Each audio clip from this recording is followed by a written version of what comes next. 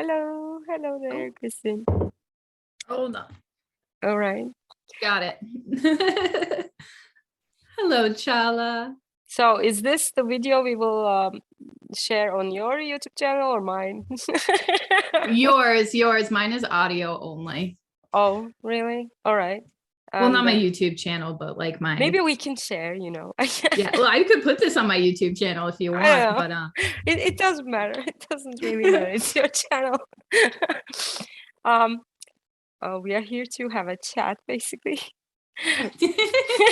Basically.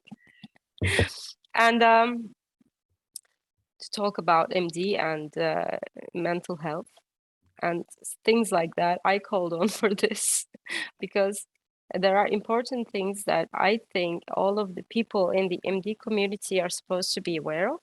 And no one is saying them. Someone is supposed to say them. So why not me, I thought. And why not? Yeah. Be the content you want to see. Yeah, why not? And if people doesn't know, my name is Çağla Altıntaş, and I'm a psychologist with a recovered Maladaptive Daydreaming problem in my past.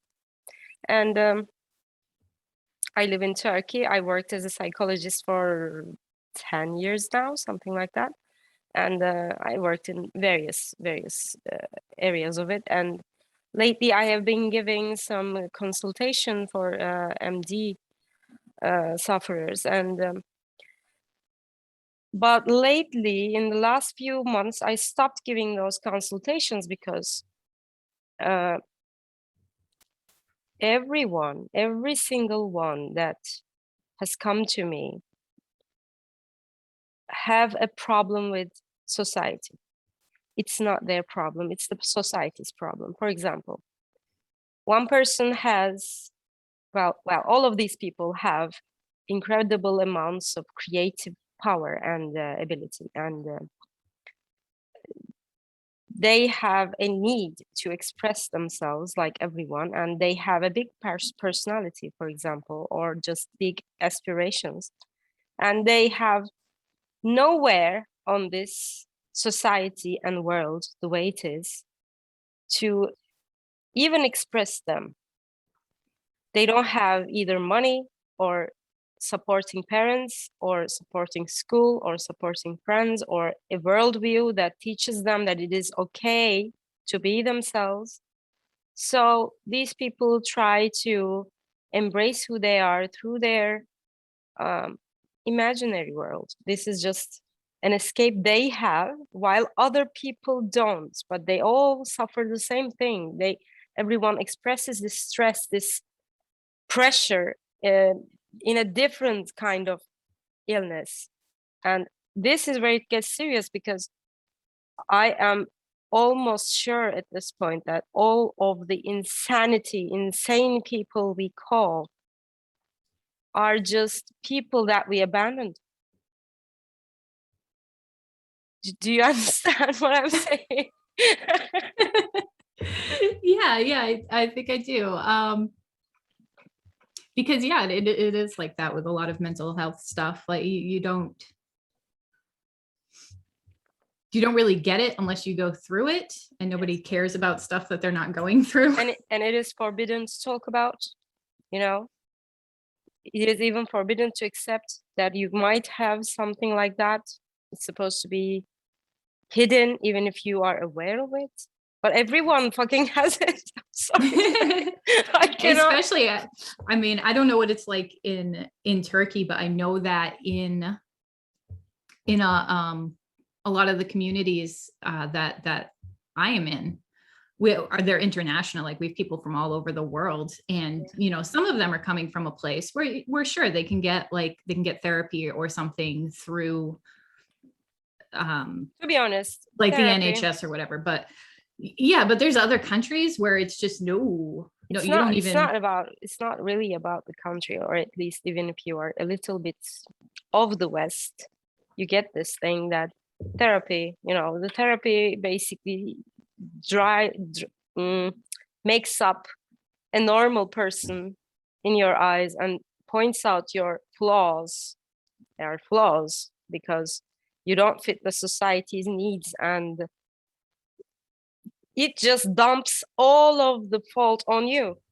You are wrong, not the society, not all of these people that makes up these rules that this is supposed to be a person.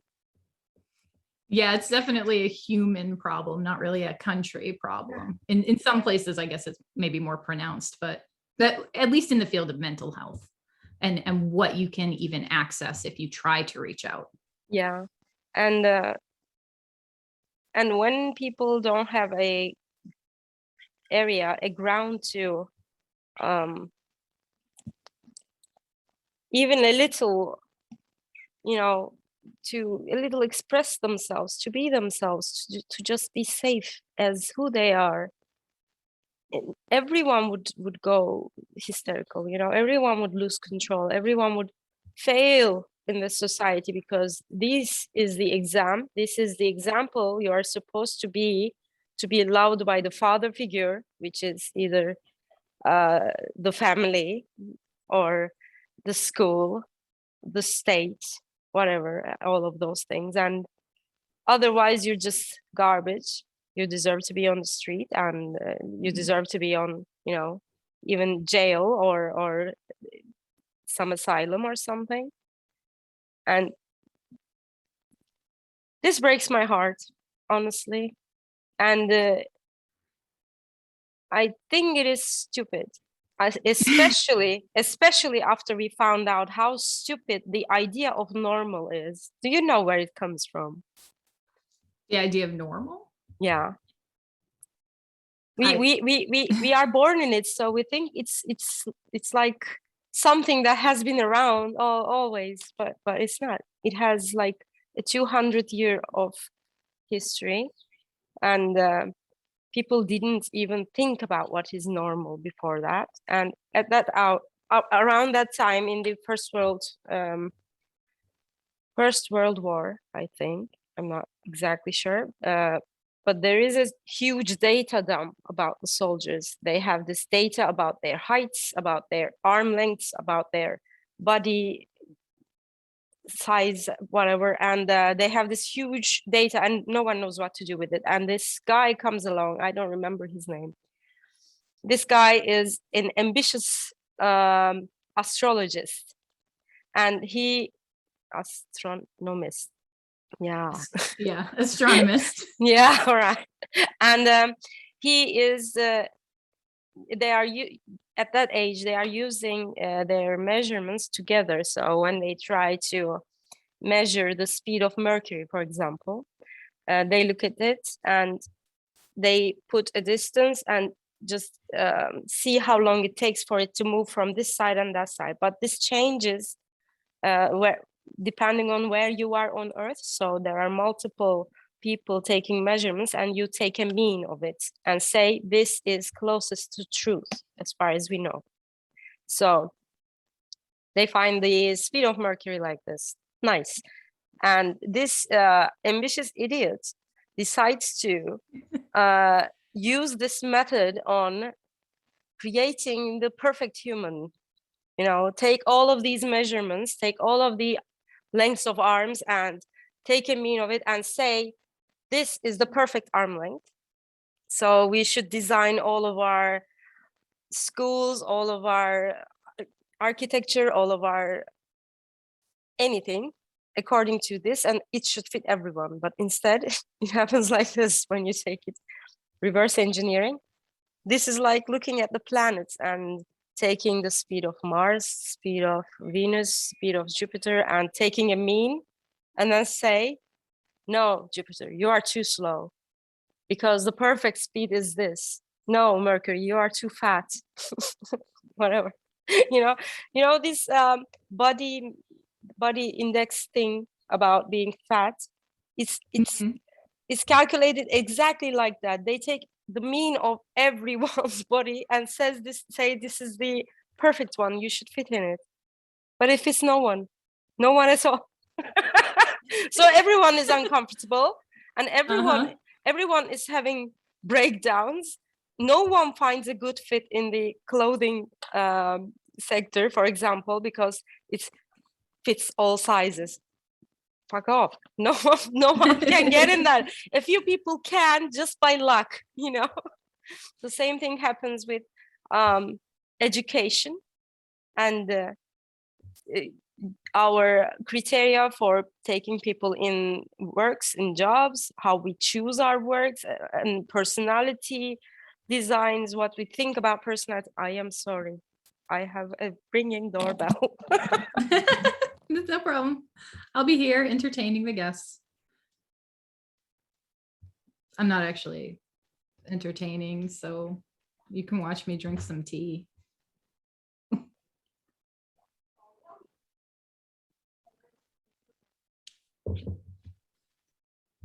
What a time. What a time for your doorbell to ring. She's a nice office.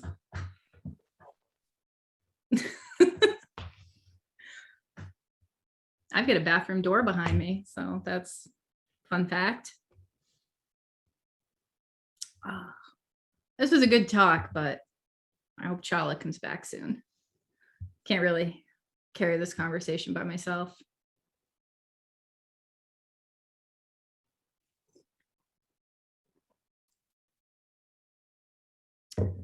Well, thanks for watching. Glad you're here. I wonder if she can edit this out or if it will be left in. That might be awkward.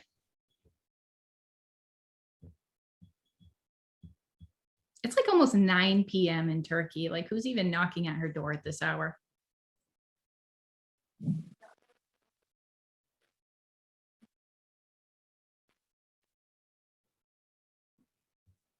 Oh my God.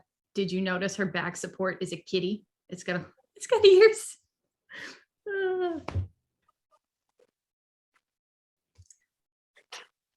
Honestly, this conversation might be too heady for me. She's talking like big brain stuff. Oh, yeah. I am so sorry. I was just talking to the audience. We drank some tea. Cool. What were you saying? What were you saying? What did I miss? Oh, this fear of missing out. So what do you think? This is my rant. Here it is. It was a wonderful rant. Yeah, I don't know. I was actually just saying, like, I don't know. This is all big brain stuff. I'm just a little layman here. Like, how do you even begin to all right, let's say, what do you think about trauma and maladaptive daydreaming? You have been in contact with people, and what do you think about trauma, and what do they think about trauma, for example? Yeah, so trauma, the link to maladaptive daydreaming, it's a good chunk. It's like a quarter of us come from a place where we can pinpoint some sort of childhood trauma as like the catalyst for our maladaptive daydreaming to take off. And then when it comes to trauma, I fall into like this weird category, because trauma is it's not just about what happens to you. It's more about how you react to what happens. Yeah, but how you react to it depends on your parents mostly. So it's not about your choice. So what you learn, you repeat. So where is the control in that? Especially when it's a child, how can a child choose to take it, lightly? And I mean, maybe some just naturally do, because like I run in. They are lucky, and they don't count this as trauma. They don't count this as trauma anyway. If you call it a trauma, you didn't have the tools to get over it. It just left a mark. Yeah, exactly. If you didn't get over it, like, and people tell people with trauma, like, I mean, especially when you're like in your 30s or something, but something traumatized you as a child, people lose patience with that really quickly. They're like, holy crap, you're 36, get over it already. I think people are just unhappy and they cannot handle their own shit. So they are not in a mood to handle other people's as well. So that's a bit understandable, but when everyone does that, no one takes anyone seriously at this point, because all we have is trauma, because all of the society is built upon this, and we are pretending that none of the mental problems come from it, like it's a separate issue, but it's not. It's not. Then you have the flip side of that, though, where people will say, well, anything is trauma. You have trauma. Even if I'm telling someone I don't have trauma, they're like, but you do. Like, and telling me my experience, like, you know, and I'm not trying to discount that anything can be trauma, but like those experiences weren't traumatic. Let's say all of it is trauma, but after some arbitrary point of pain, we call this event a trauma, but the rest of them is memory. So we had a painful past, basically, no matter what you call it, because why is this so common? This is my question. And if it is so common, then yes, it's just way part too of the common. Normalcy you were talking about. So it is so common, and they talk about how autism is on the rise, how this problem is on the rise, anxiety problems are on the rise. No, man, those are responses from people to the changing environment. We are living in a sufferable environment, that's what. And this is happening all over the society right now, all over the world. Everyone has their own problems at the rise after 2 years of pandemic. Yeah. So I cannot see the logic of labeling anyone mentally ill at this point, because if you are sane, there is something wrong with you. Honestly. Anyway. I think, okay, I do not have any sources to cite here, but I remember I took I majored in anthropology in school. So I took a lot of like culture classes and stuff. And God, I can't remember the name of the culture or the people or even what part of the world they're from. But we were talking about this. We're talking about mental illness and how it's viewed. And there are some cultures, God help me, I can't remember the names of them. This was years ago. It's fine. Just a culture. Yeah. All right. A culture or several. But I remember, you know, like 2 classes just sitting there talking about how like people with mental illnesses aren't viewed like they are in the West. They did not have something called a mental illness in their vocabulary. They don't. Yeah, they get folded in as something else. Like if you're hearing voices, then you know maybe you're a shaman. A shaman. Yeah. And they get active roles in society that isn't it very, very natural though, when you meet a friend, let's say in the same village you live in, I don't know, maybe 100 people population, and one of them says, here, I see a dragon, look, it's going. And when you look at it and you don't see anything but air, you say, no, I can't see it. And he goes, there, it's gone. What would you think? You would think my eyes don't see as well as his. That's it. Nothing else. You wouldn't think anything, assume anything about him. You wouldn't go, I don't know this person, because you live with them, you trust them already, you love them already, you find yourself as a one. So you trust their observation. Isn't that natural? We just put these people into some place. It's like deliberately designed for us to, you know, shun those kind of even thoughts. You know, we cannot be like that. We cannot. I don't think that's the natural reaction, though. Really? How would you react? I think the natural reaction is not to trust this person that you love, even though if you trust their judgment, you're going to trust the evidence of your own eyes first. You don't see a dragon, so you're going to tell him like, no, there's no dragon there. I don't know about that. When you love and trust someone, you would, I don't know, let's imagine your own spouse, for example, told you something like this, something incredible that they lived through, and you trust them, you believe in them in a way that their voice, their experience is valid. Wouldn't you believe them? I don't know, maybe even it's a little bit are suspicious, but yeah, okay. If they're telling me about an experience they had, yeah, I believe them. I have friends who are superstitious and friends who are religious, and even though I don't believe in any of that stuff, I do believe they had those experiences where they, they felt the presence of God or they saw a ghost. Yeah. I believe them. I don't believe in ghosts, but I believe them. Yeah, it's a bit like that, I guess. Especially if this person is someone you and your tribe finds respectable. They already have a position of, respect, special for them. I think it would be natural most of the times, unless you are a very suspicious person, for example. I don't know. It depends, I guess. Yeah. So this is my problem with psychology and society. You're having an existential crisis, Çağla. I did already. It's done, I think. Yeah. And I recommend it for everyone. Really.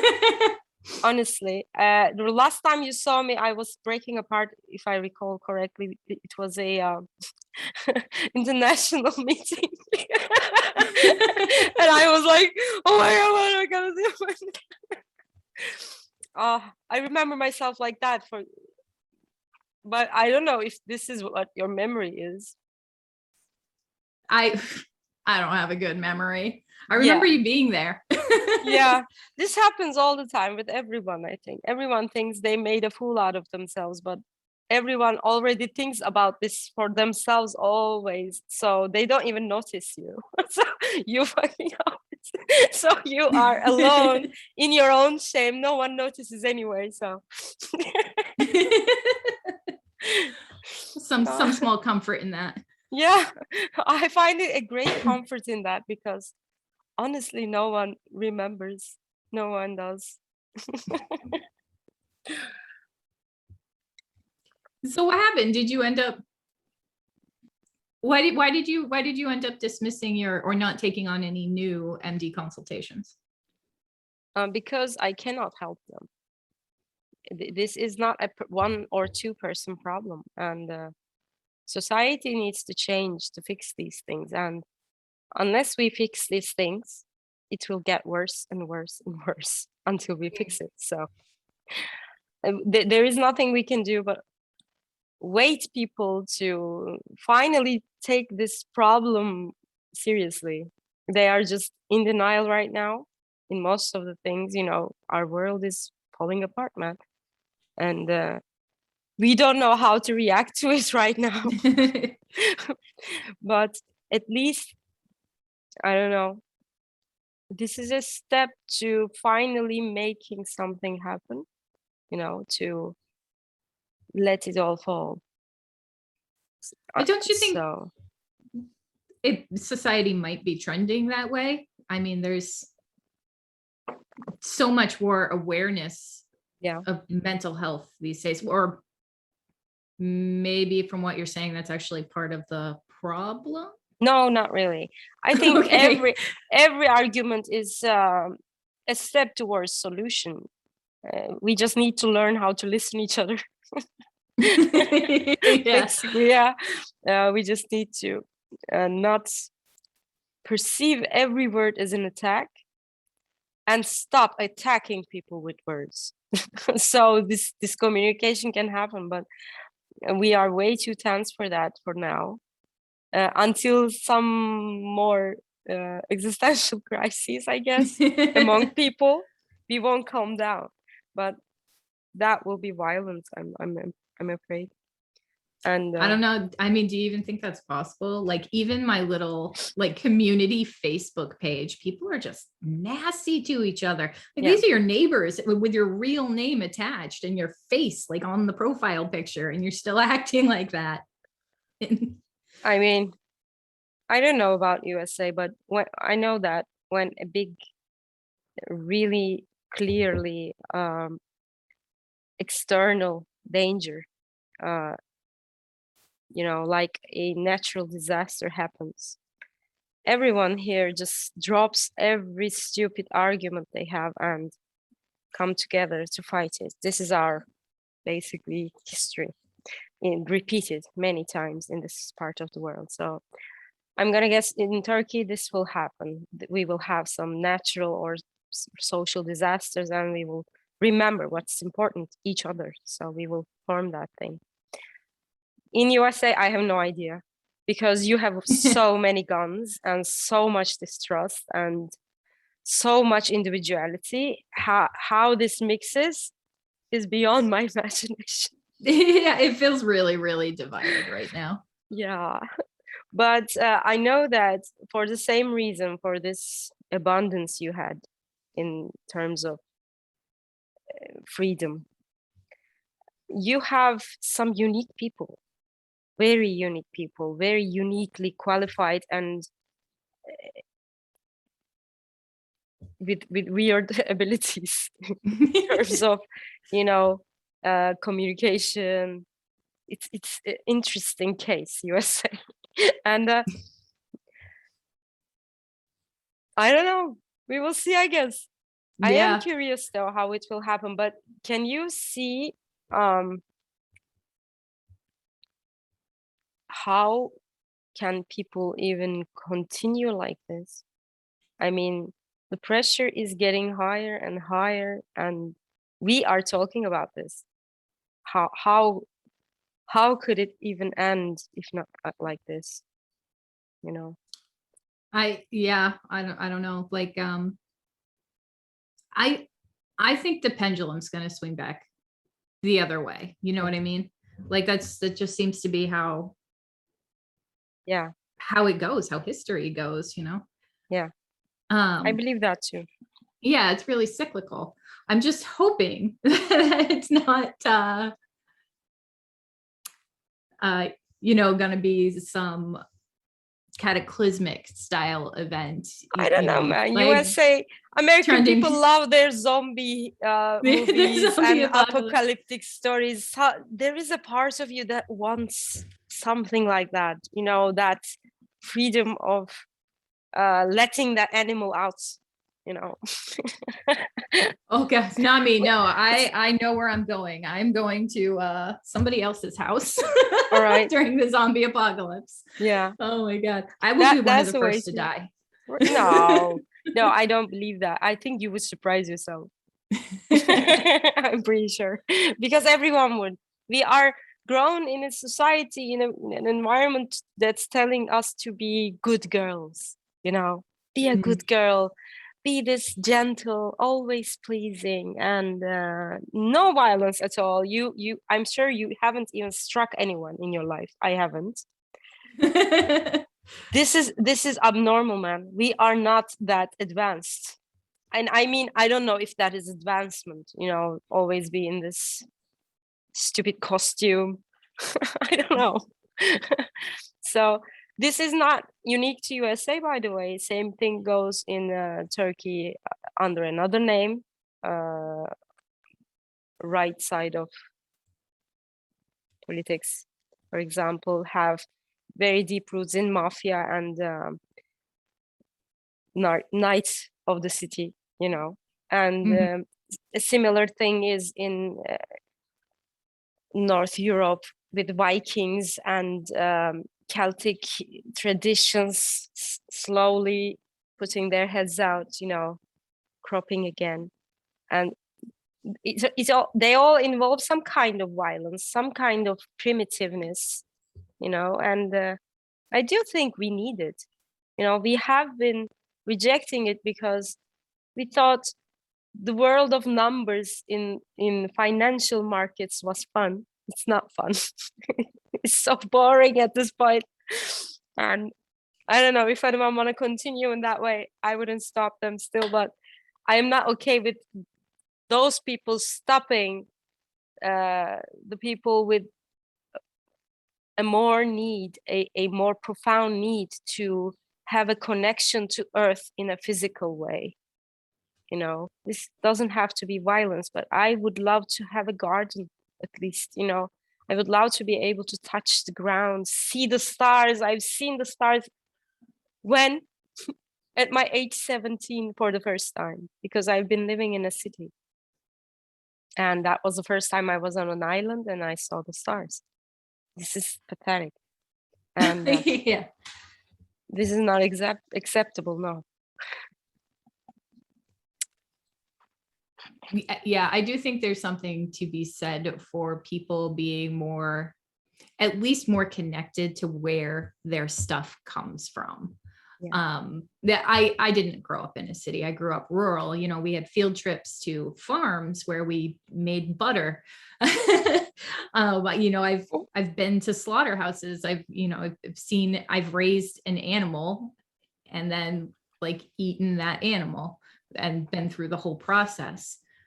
But you know, still, you know, for convenience sake, like I go to the grocery store and just buy packaged meat from Yeah, some it's supposed to be horrible a farm. choice, you know, it's supposed to be a choice. Everyone should have what they want. I am a little ticked off about this living the life of the majority thing. We have enough resources. Why not have everyone's needs met?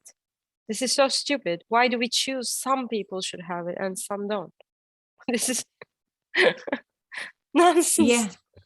And we have the resources. I think a lot of that does go back to like, well, you know, because they have some sort of moral failing. Like one of the big ones here is homelessness. Yeah. Where people don't want to help homeless people. Like, don't give them money. They're just going to spend it on drugs, you know, or no, don't build a homeless shelter here. It will depreciate all our home values. Right. You know? Like, and way to go on the opposite side of the logic, you know, when you don't support those things, those people are on the streets and they are bothering you. Good job. Good job. You know, and there's this, and no one will say it, but there sort of is that undercurrent of, well, if they didn't suck so hard, they wouldn't be homeless. Yeah. Which isn't true for most of them. I mean, what if someone sucks? So what? If you have a disabled child, would you just put it on the street? You know? Yeah. So what if they suck? I mean, and a lot of them, and that is what happened to a lot of them. You know, like so much. There's so many things that can lead to homelessness, like becoming disabled. And I have a friend, homeless friend. Through our friendship, he became homeless and we kept in touch. He's right now in the coldest part of the country, hoping to survive the winter of the 6 months coming, you know, and I know he will. That's another point, but this is, I mean, being fixed so much about failure and connecting that with what people deserve is just crazy. I mean, I guess this is what happens when you let capitalism seep into the minds of people, because it's supposed to be about trading materials, you know, and it's not supposed to be deciding who is worth living. You are not the giver of that life. You know, that person has a life. That's a person. It's not about trading. But I do think that a mark of a good society is being able to uplift your vulnerable. Yeah, exactly. But we've all got it upside down, you know, and it's easy to trace the history of it. You know, you can find explanations for its whys and becauses and all of that, but it's not relevant. It's just not. This is the case, and we can fix it if we look at it from this perspective and not get stuck on whys and becauses. Who cares why? It's just the situation. And we can make up stories why it is like that. It's just stories, man, you know, because I want it like that, because that person sucks, because who cares? But anyway, how long has it been? Oh man, since you and me sat down and chatted together, like quite a while. Yeah. I mean, we keep in touch, but Kind of like on Discord, right? Yeah. But it never occurs to us to check on each other. This is the main problem. We are, I don't know about you, this is the case anyway, but I had a difficult you know uh few months, and I know that as you are a person, just you, if you know it, you would ask me, are you okay, would you like to talk? But I closed that. I did not show anyone. I went through it alone, and I'm sure that there are lots of people right there like that, like you. If I just let it show, they would come and say, we are here. Yeah, we are both in this.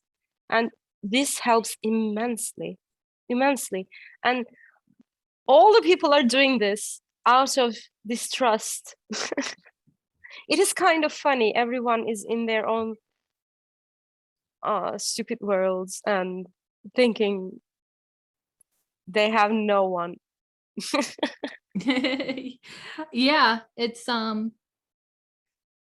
mean, related to maladaptive daydreaming specifically, like that's, oh geez, no, actually, yes, sorry, that's All my right, son's it's teacher. okay. I'll be right back. Go on. Hello? So, dear viewers, I will go on and open up a tarot for, I don't know, the world. Why not? Your worlds, I guess. And let's see how it goes. So we have the King of Pentacles. This is Dionysus coming back. Welcome back, Dionysus. I missed you. And we have Three of Swords. And this is confrontations of our past and failings, sins, whatever you call it. I don't know. And then we have the Hierophant. And this I can't say.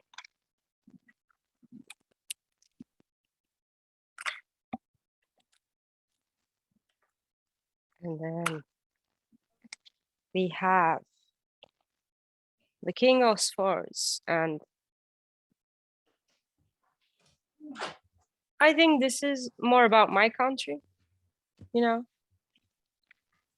and some rising power, hopefully. I'm doing a tarot thing. And we have this Judgment. We all know about this. We are right there right now. Hello, Judgment. And then the last one. Let's go, Sun. Yes, please. Yes, that would be great. Yes. But instead, it's the Seven of Pentacles. We don't see the sun just yet. Oh no. I guess that's like, but we have the Queen of Chalice in English. I don't know. Cups. Yeah, Queen of Cups. Yeah. She's pretty good. All right.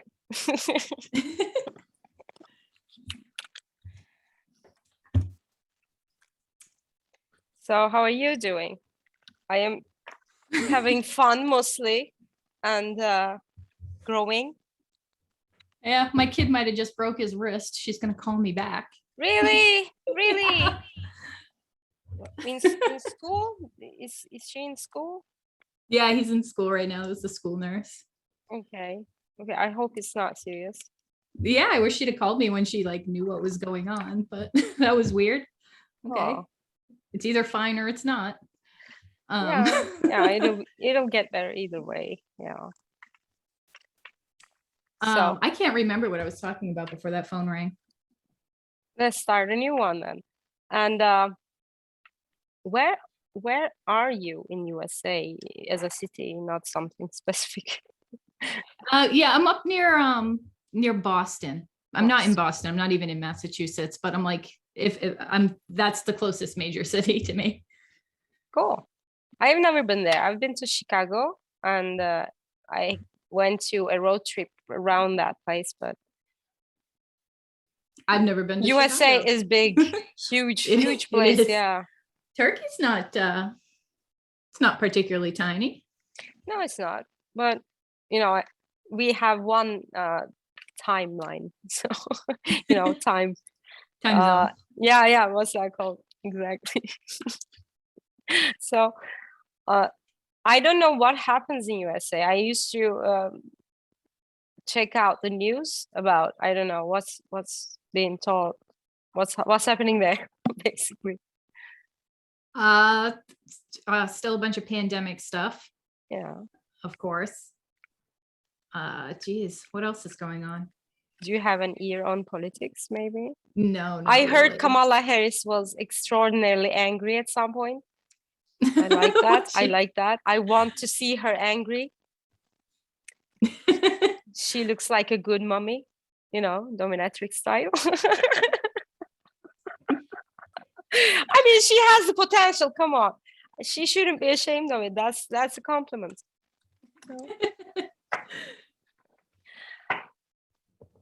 I don't know. I don't keep up with politics too much. I heard like, there was a storm. Was there a storm or something?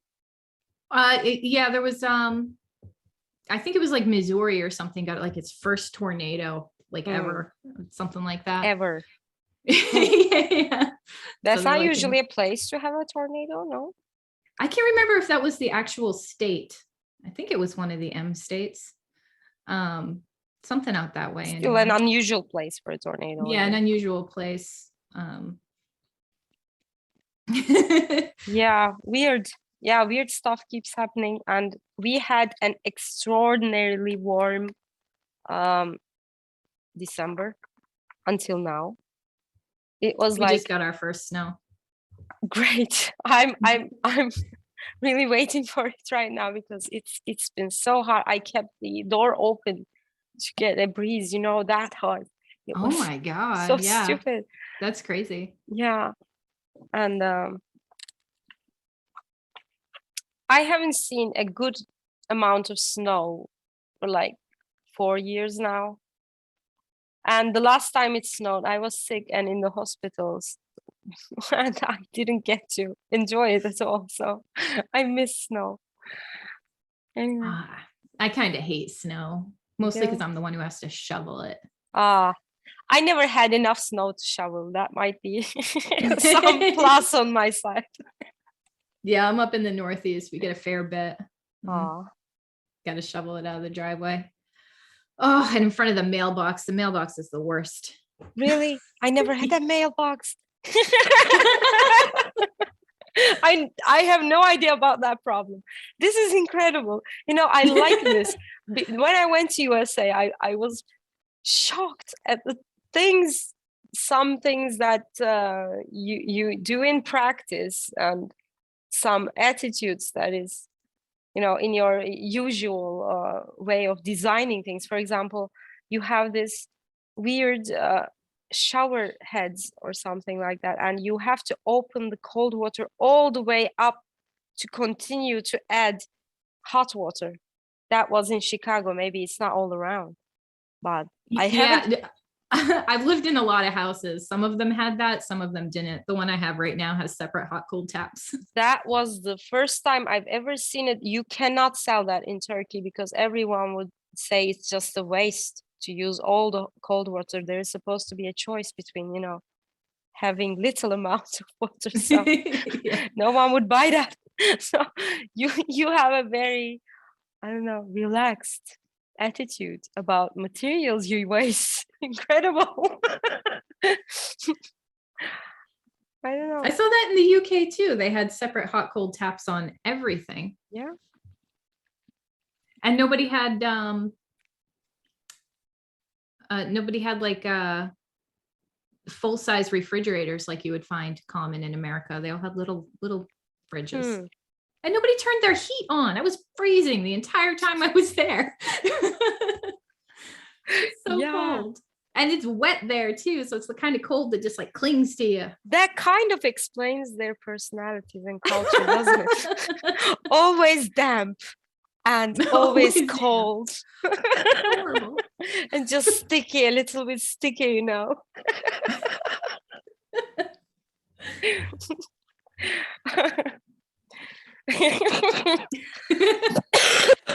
Oh, anyway, thank you for the chat. Should we end this? Yeah, I guess. I don't know. What's the moral of the story here? Moral of the story. It's fine to be insane. Insane is good, and sometimes even more comfortable. You go slap that on a t-shirt. I'll buy it. Yeah, maybe. All right. I'll end the record. All right. See you on the other side.